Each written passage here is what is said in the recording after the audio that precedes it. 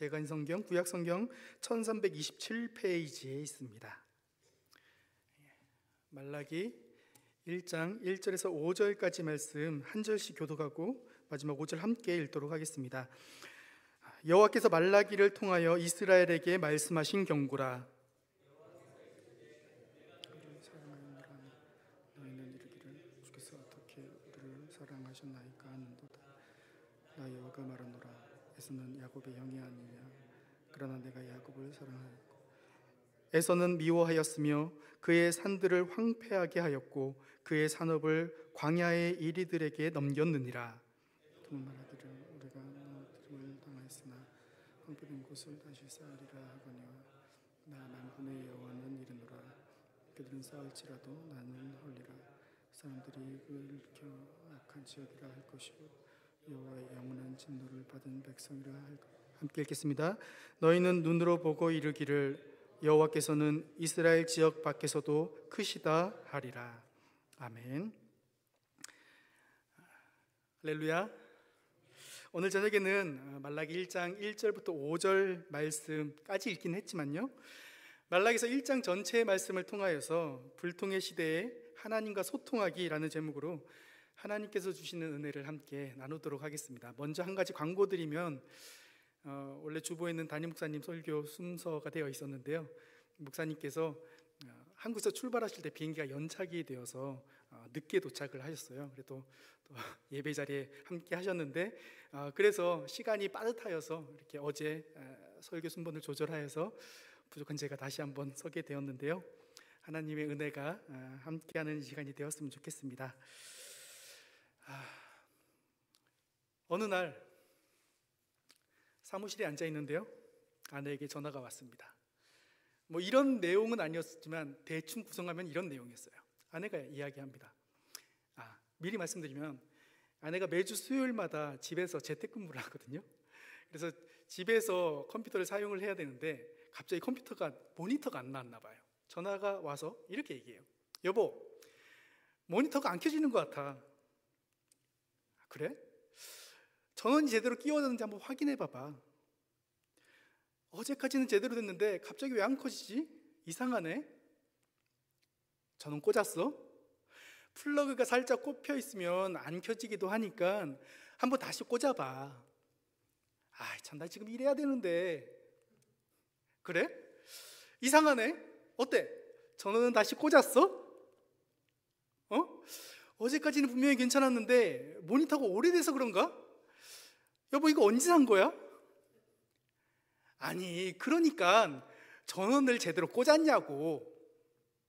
여보, 혹시 나한테 지금 화내는 거야? 아니, 화내는 거 아니야. 화내고 있잖아. 모니터가 안 켜져서 답답한 건 난데 왜 나한테 화를 내? 그러니까 화 안 났다고. 그래? 그럼 내가 잘못 들은 거네? 내가 잘못한 거네? 아니야, 괜찮아. 화 안 났어. 뭐가 괜찮은데? 아니야, 모니터 전원 말한 거야. 지금 모니터가 중요해? 이런 내용이죠. 자, 뭐가 문제일까요? 극단적인 이야기지만 사실 우리 주변에서 또 부부 사이에서 흔하게 벌어지는 일들 아닙니까? 저희 집만 그렇습니까?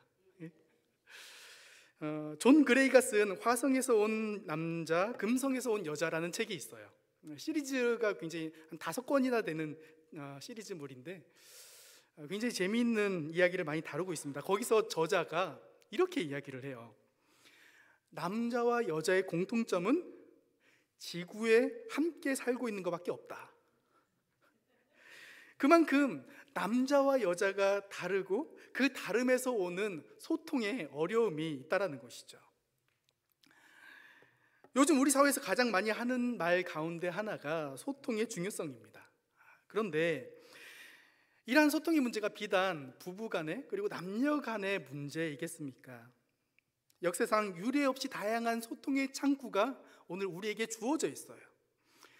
인스타그램이나 페이스북이나 틱톡을 하시는 분들도 계시고요, 또 아이들은 디스코드, 어르신들은 잘 모를 거예요. 아이들만의 미국판 카카오톡이랑 비슷한 건데 디스코드를 한다든지, 어른 아이 할 것 없이 유튜브 앞에 앉아 있습니다. 오죽하면 사건 사고가 나면 매스컴보다 유튜버가 먼저 달려오기도 하죠. 그런데 이처럼 다양한 소통의 도구들이 난립하여 있지만 동시에 유례없는 불통의 시대를 살아가고 있는 것 아닌가라는 생각을 해요. 온 국민이 좌와 우로 나뉘어서 서로의 주장만 떠들어댑니다. 소통의 장소로 나와서 서로 대화하며 이야기하는 모습이 사라진 지 오래예요. 나와 생각이 다를 수 있죠. 그렇다면 어떻게 해야 합니까? 대화해야죠. 대화하면서 그 얽힌 실타래를 풀어가야 되겠죠. 물론 말이 통하지 않는 상대를 이해시키고 납득시키고 설득시키는 게 결코 쉬운 과정은 아닙니다. 하지만 시간이 걸려도 또 에너지와 감정이 소모된다 할지라도 그 과정을 거치면서 의견을 좁혀가야 돼요. 그런데 요즘 시대는 그러한 수고로움을 감수하려고 하지 않는다라는 것이죠. 내 생각과 내 주장과 다르면 일단 비난하고 봅니다. 그리고 그 비난을 정당화시키기 위한 핑계거리를 만들기 시작해요. 어디 한국만의 문제겠습니까? 제가 이민 생활 8년 차인데요, 미국도 갈수록 더욱 그런 것 같아요. 근데 미국의 문제라면은 좌와 우의 문제를 넘어서서 이제는 국제사회와 소통하는 모습을 점점 찾기 어려워진다는 것이죠.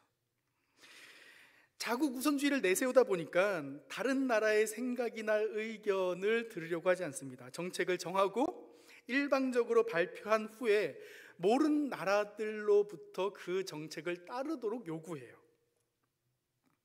이처럼 사람과 사람 사이에 있어서, 그리고 국가와 국가 사이에서도 소통이 안 되면 이렇게 힘들고 고통스러운데, 그리스도인들에게 있어서 가장 중요한 소통은 무엇보다 하나님과의 소통이겠지요. 오늘 우리가 함께 살펴볼 말씀은 말라기서의 말씀이에요. 말라기는 구약과 신약을 이어주는 굉장히 중요한 선지서입니다. 구약의 마지막 성경인 이 말라기서를 보면요, 하나님과 유다 백성들 사이에 전혀 소통이 되지 않는 모습들을 발견할 수가 있습니다. 구약의 마지막 선지자라고 할 수 있는 이 말라기를 통하여서 하나님께서는 계속해서 하나님의 말씀을 전하시고 계속해서 자신의 생각들을 전하시지만 유다 백성들은 하나님의 음성에 귀를 기울이지 않고 소통의 장으로 나오려고 하지 않아요. 더욱더 불통의 자세를 고집하자 결국 하나님은 400년 동안의 침묵기, 완전한 불통의 시기를 보내게 하셨던 것이죠. 말라기라는 이름 자체가 나의 사자라는 뜻이에요. 하나님께서 말라기를 하나님의 전권대사로 사용하셔서 하나님의 뜻을 알리시겠다, 이런 뜻이었죠. 그런데 하나님께서 자신의 전권대사였던 이 말라기를 통하여 주신 말씀이 어떠한 말씀입니까? 오늘 1절 말씀처럼 경고의 말씀이었어요.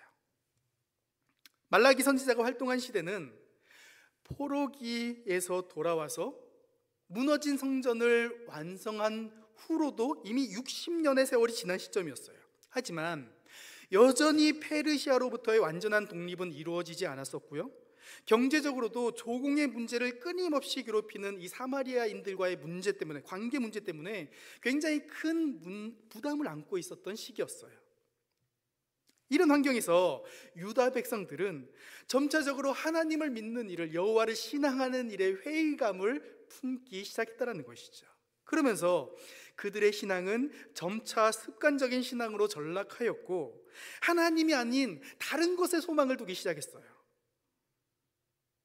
이러한 역사적인 상황 속에서 하나님은 말라기를 전권대사로 보내셔서 그들에게 경고의 말씀을 하고 계신 것이죠. 자, 그렇다면 그 경고의 말씀이 무엇이었을까요? 유다 백성과 하나님의 논쟁이 말라기서에 6가지가 등장을 합니다. 첫 번째는 1장 2절부터 5절까지 하나님의 사랑에 대한 논쟁이었고요, 두 번째는 6절부터 2장 9절까지 제사장의 타락에 대한 논쟁이었어요.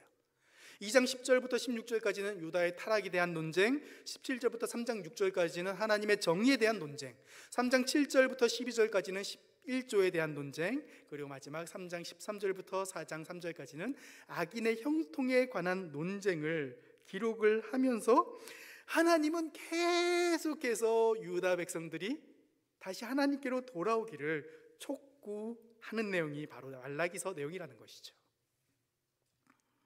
오늘 1장에 나오는 첫 번째와 두 번째 논쟁을 통해서 이 불통의 시대에 우리는 하나님과 어떻게 소통하며 살아가야 하는지 함께 살펴보았으면 좋겠어요. 먼저 첫 번째 불통입니다. 본문 2절은 여호와께서 이르시되라는 말로서 시작을 하고 있습니다. 말라기서는 1장부터 4장까지 길지 않은 내용이에요.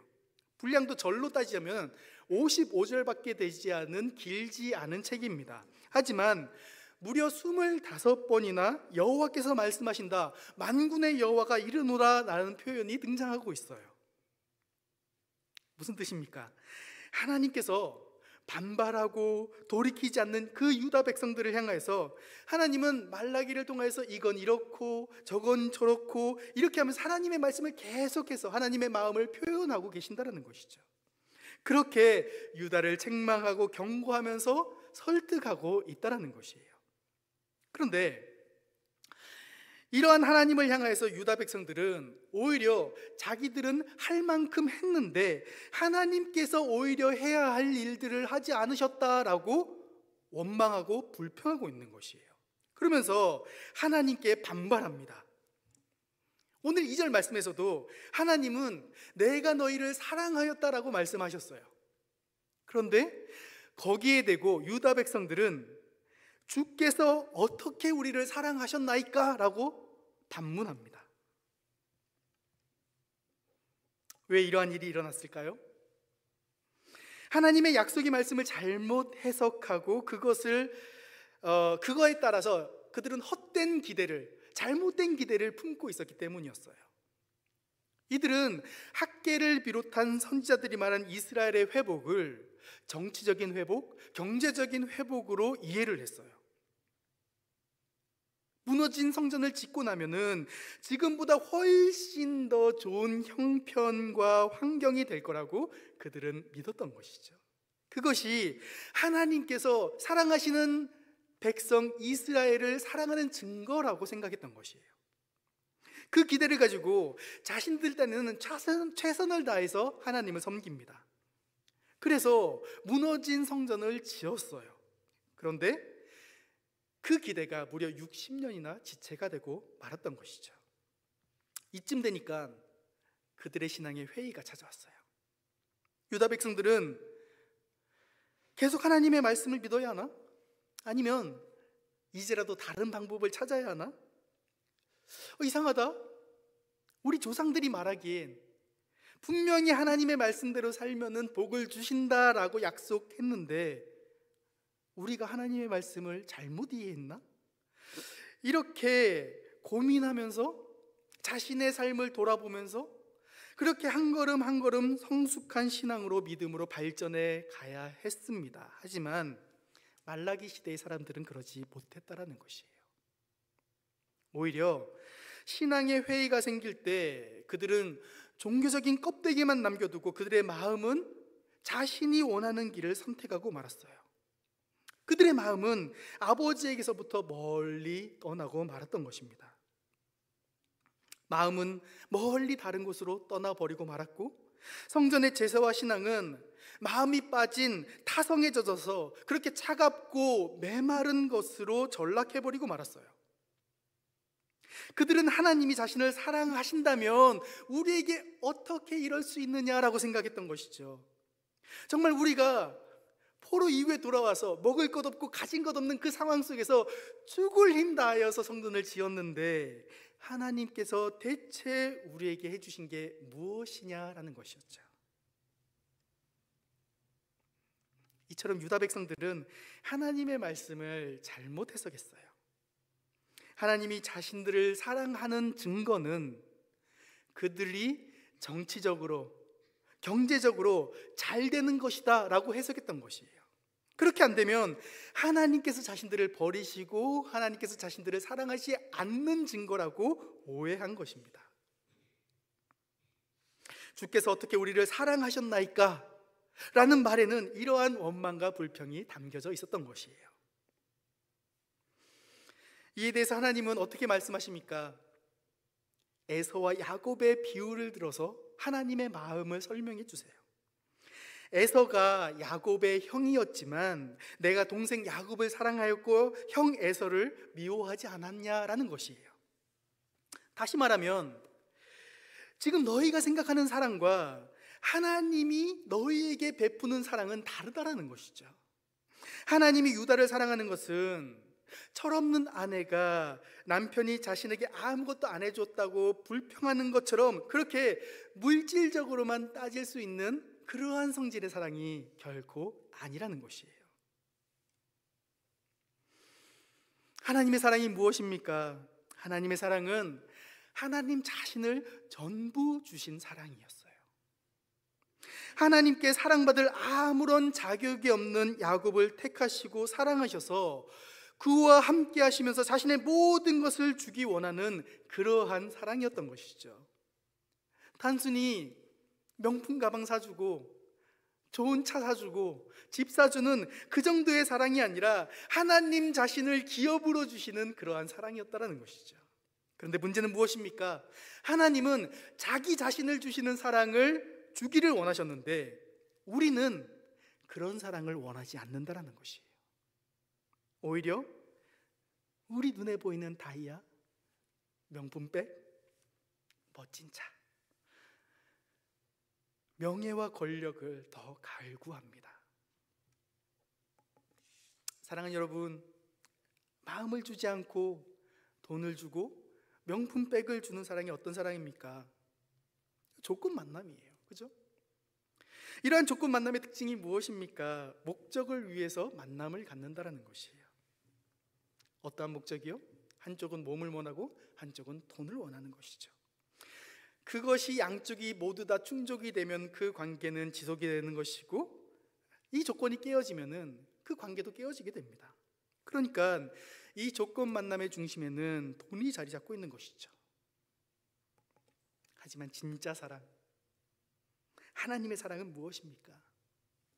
도무지 사랑할 이유도 없고 자격도 없는 사랑에게 자신의 마음을 전부 내어주시는 사랑이에요. 그 마음이 어떻게 표현이 됩니까? 독생자 예수 그리스도를 십자가에 내어주기까지 우리를 향한 사랑을 표현해 주셨어요. 이것이 진짜 사랑 아니겠습니까? 이것이 찐 사랑 아니겠습니까? 하나님이 유다 백성들에게 주시고자 하는 사랑은 이와 같은 사랑인데 이들은 자꾸 조건 만남과 같은 그러한 요구들, 그러한 조건들만 요구하면서 하나님의 사랑을 의심했던 것이에요. 왜 이러한 차이가 발생합니까? 하나님이 중요하게 여기시는 것과 우리가 중요하게 여기는 것이 서로 달랐기 때문이죠. 유다 백성들은 하나님이 중요하게 여기는 것은 마음이 아니라 제사라고 생각했어요. 그래서 성전을 지었고 제사를 꼬박꼬박 드리면서 자신이 해야 할 일은 다 했다, 자신의 책임은 다 했다라고 생각했던 것이에요. 그런데 하나님께서 원하셨던 것은 무엇입니까? 제사가 아니라, 제물이 아니라 유다 백성들의 마음이었어요. 그들의 마음이 다른 데로 가지 않고 오직 그들을 구원한 하나님께로 향하는 것이었어요. 그래서 그들의 마음이 다른 데로 갈 때마다 하나님은 선지자를 보내시고 또 보내시고 또 보내셔서 그들을 책망하고 그들의 마음이 돌아오도록 요구하셨던 것이에요. 그래도 돌아서지 않자 마침내는 그들의 마음을 돌이키기 위해서 70년의 바벨론 포로기를 허락하셨던 것이죠. 그리고 약속하신 70년의 시간이 차게 되자 기적처럼 돌아오게 하셔서 성전을 짓게 하십니다. 하나님은 하나님의 백성들의 하나님을 향한 그 참되고 진실한 마음을 받기를 원하셨어요.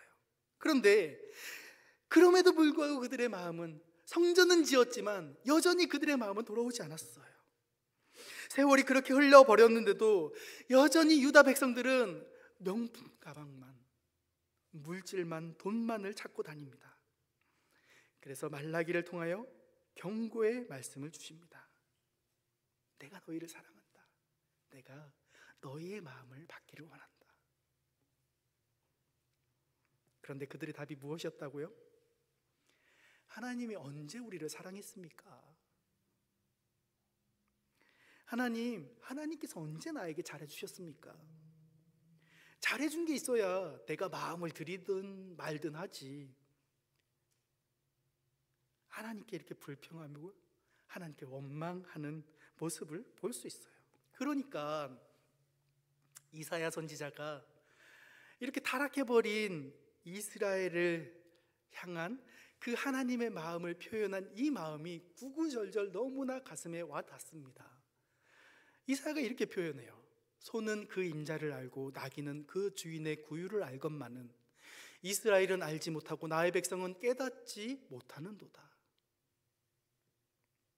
사랑하는 여러분, 하나님의 사랑을 물질적으로만 생각하면 우리도 유다 백성들처럼 될 수 있어요.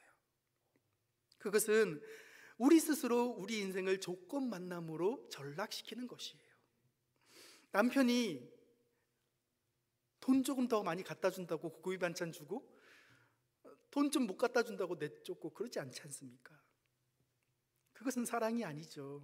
진정한 사랑은 서로를 아껴주고 서로를 알아가면서 마음을 온전히 하나로 만들어가는 것 아니겠습니까? 하나님은 사랑받을 이유가 전혀 없는 저와 여러분을 선택하셔서 이 참된 사랑의 파트너로 선택해 주셨어요.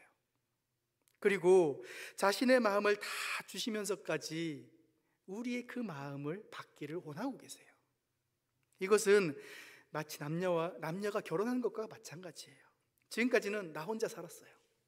내가 원하는 대로 지출하고 내가 원하는 대로 여행 가고 내가 원하는 대로 사람 만나고 살았어요. 하지만 이제는 매사를 살아가는 아내와 남편과 상의를 해야 하고 또 아내가 남편이 기뻐하는 방식으로 살아가야 합니다. 유다 백성들은 그것을 싫어하였고 단지 내 아내가 내 남편이 주는 명품 가방 다이아만을 원했던 것이에요. 그리고 그것이 손에 쥐어지지 않자 하나님이 언제 우리를 사랑했습니까? 이렇게 원망했던 것이죠. 하나님이라고 왜 우리에게 좋은 것 주시고 싶지 않으시겠습니까? 하지만 주면 영영 마음이 돌아오지 않을까 봐 안 주고 계신 것 아닐까요? 그렇게 하셔서라도 우리를 조건 만남의 인생으로 만드는 것이 아니라 진짜 하나님의 신부로 만들어 가기 원하시는 것 아닐까요? 내가 필요한 것이 아직 주어지지 않았다고 우리를 향한 그 하나님의 사랑을 의심하지 마시기 바랍니다. 오히려 더 하나님의 사랑을 확신하고 마음을 다하여 하나님을 바라보면서 하나님이 원하시는 그 자리에 머물 수 있는 저와 여러분들 되시기를 주의 이름으로 축복합니다. 두 번째 불통은요, 방금 하나님은 유다를 향해서 내가 너희를 사랑했다라고 말씀하셨어요. 하지만 그들은 도리어 하나님을 향해서 주께서 언제 우리를 사랑했습니까? 이렇게 불평했다고 말씀했죠. 그러자 하나님께서 다시 유다를 향해서 말씀합니다. 너희들이 나를 공경하지 않고 내 이름을 멸시하지 않았냐라는 것이죠. 그러자 유다가 다시 이야기해요. 하나님, 그게 무슨 말입니까? 우리가 언제 하나님을 멸시하고 주의 이름을 멸시했습니까? 그들은 말합니다. 하나님, 우리가 언제 예배를 빼먹었습니까? 하나님, 우리가 언제 제사를 빼먹었습니까? 하나님, 언제 우리가 하나님께 드릴 그 제물의 숫자를 줄인 적이 있습니까? 우리는 최선을 다한다고 다 했어요. 근데 하나님, 지금 하신 말이 무슨 말입니까? 그러자 하나님께서 말씀하시죠. 너희가 드린 떡은 더러운 떡이었고 너희가 드린 예물은 병든 것, 저는 것, 토색한 물건이었어. 그리고 그것마저도 귀찮고 번거로워서 억지로 드리고 있는데 그것이 어찌 나를 공경하는 것이고 그것이 어찌 나를 사랑하는 것이냐. 마음은 하나도 없고 형식만 있는 그것을 내가 어떻게 받겠느냐. 그러면서 유다를 향하여서 이렇게 말씀하시죠. 우리 1장 10절 말씀 같이 읽도록 하겠습니다. 만군의 여호와가 이르노라 너희가 내 제단 위에 헛되이 불사르지 못하게 하기 위하여 너희 중에 성전 문을 닫을 자가 있었으면 좋겠도다. 내가 너희를 기뻐하지 아니하며 너희가 손으로 드리는 것을 받지도 아니하리라. 아멘. 한마디로 하나님은 지금 유다 백성들의 예배를, 제사를 받지 못하겠다라고 말씀하세요. 그들이 제사를 드리고 예물을 드리면 드릴수록 오히려 하나님의 마음이 상하고 하나님께서 업신여김을 당하는 것처럼 그렇게 고통을 느끼신다라는 것이에요. 사랑하는 여러분, 대체 뭐가 문제입니까? 어디서부터 이 문제가 출발했습니까? 이것은 단순히 현대인들이 말하는 소통의 문제가 아니죠. 하나님과 그의 백성 사이의 소통은 서로의 마음을 다 털어놓고 내가 이만큼 양보할 테니까 당신 이만큼 양보해, 이런 식의 소통이 아니죠. 죄인된 인생이 하나님 앞에 나아갈 수 있는 것은 하나님의 은혜가 부어질 때만 가능한 것이에요. 하나님 앞에 나아가는 것은 우리의 생각을 말하고 하나님도 하나님의 생각을 말해서 서로의 의견을 좁혀가면서 조율해 가는 것이 결코 아니죠. 하나님 앞에 예배할 때는 하나님께서 정하신 방법대로 예배해야 돼요. 전에 토끼 이야기하면서 우사의 죽음 이야기를 드린 적이 있어요. 하나님께서 우사를 치신 이유가 바로 하나님의 방법대로 법궤를 메고 오지 않았기 때문이었어요. 여기서도 동일합니다. 이것은 소통의 문제가 아니에요. 우리는 죄인이고 하나님은 창조주세요. 우리의 심판주이십니다. 지금 우리의 모습은 도저히 하나님 앞에 나아갈 수 없는 모습이에요. 이러한 인생을 은혜의 보좌로 나올 수 있도록 은혜를 주신 분이 하나님이시죠. 따라서 하나님께서 정하신 방법 외에는 하나님께 나아갈 수 있는 방법이 전혀 없어요. 하나님께서 정하신 길 외에는 인생이 하나님을 만날 수 있는, 그래서 하나님께서 주시는 복과 은혜를 누릴 수 있는 방법이 하나도 없다라는 것이에요. 사랑하는 여러분, 기억하시기 바랍니다. 하나님과 우리의 소통은 거래가 아니에요.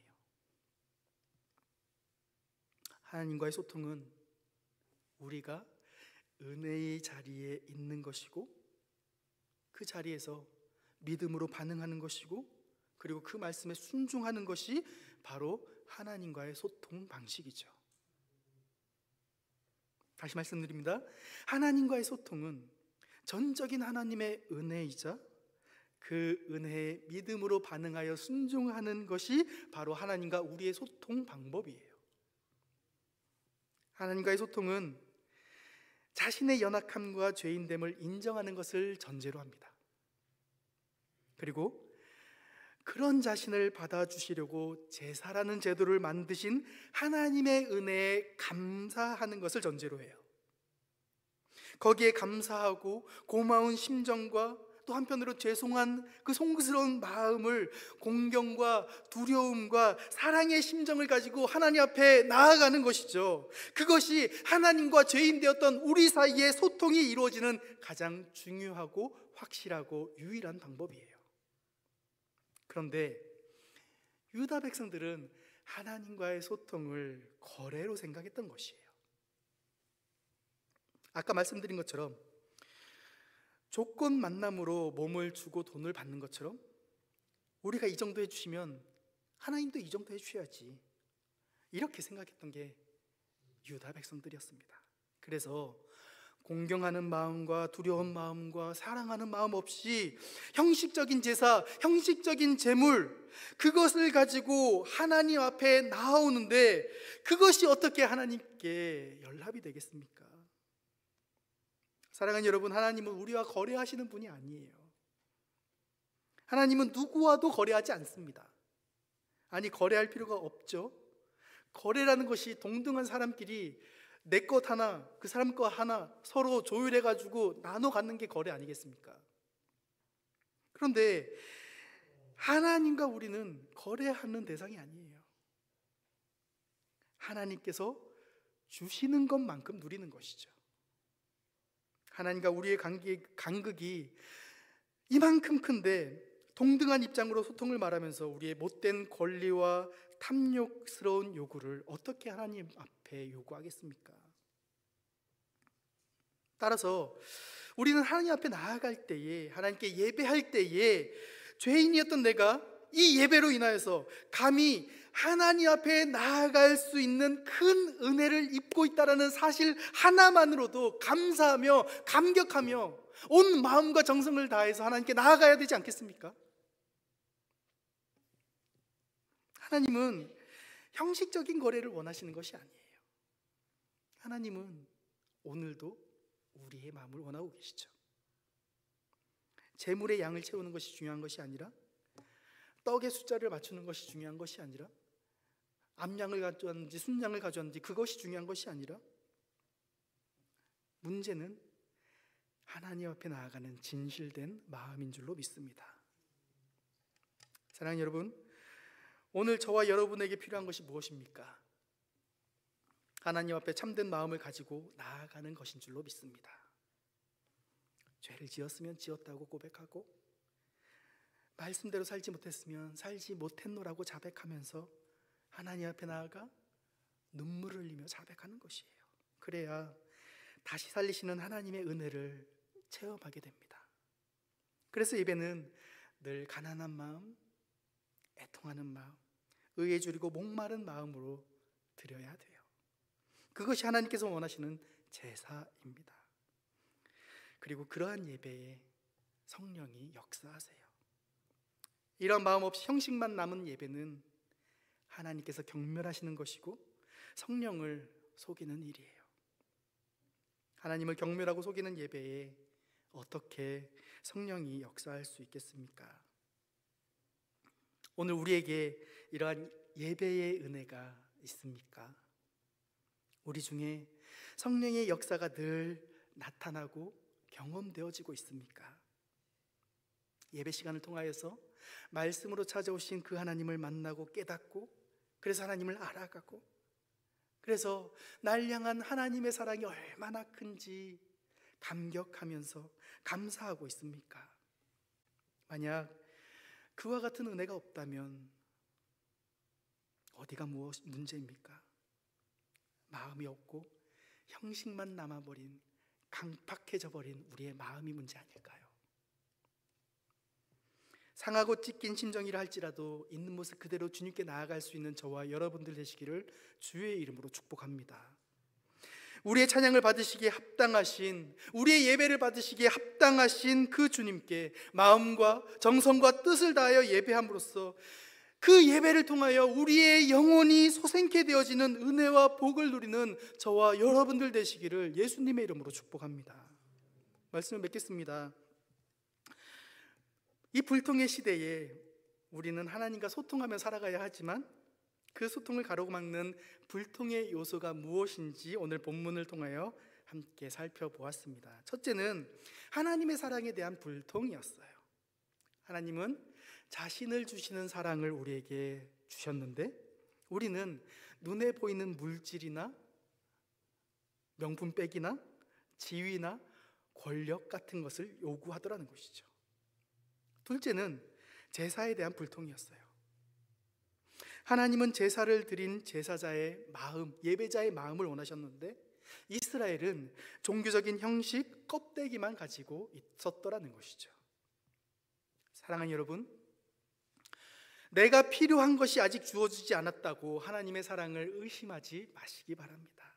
오히려 더 하나님의 사랑을 확신하고 아무도 그 사랑에서 끊을 수 없다라는 이 사실을 기억하면서 하나님이 원하시는 그 사랑의 자리에 머물 수 있는 저와 여러분들 되시기를 축복합니다. 뿐만 아니라 형식보다 마음을 원하시는 하나님께 가난한 마음으로 나아갈 수 있는 저와 여러분들 되시길 축복합니다. 우리가 마음과 정성과 뜻을 다하여 하나님을 예배할 때 우리의 예배를 받으시고 그 예배의 자리에서 우리의 영혼이 다시 깨어나고 살아나게 될 줄로 믿습니다. 불통의 시대에 하나님과 소통함으로써 하나님께 귀하게 쓰임받는 저와 여러분들의 남은 삶이 되시기를 예수님의 이름으로 간절히 축복합니다.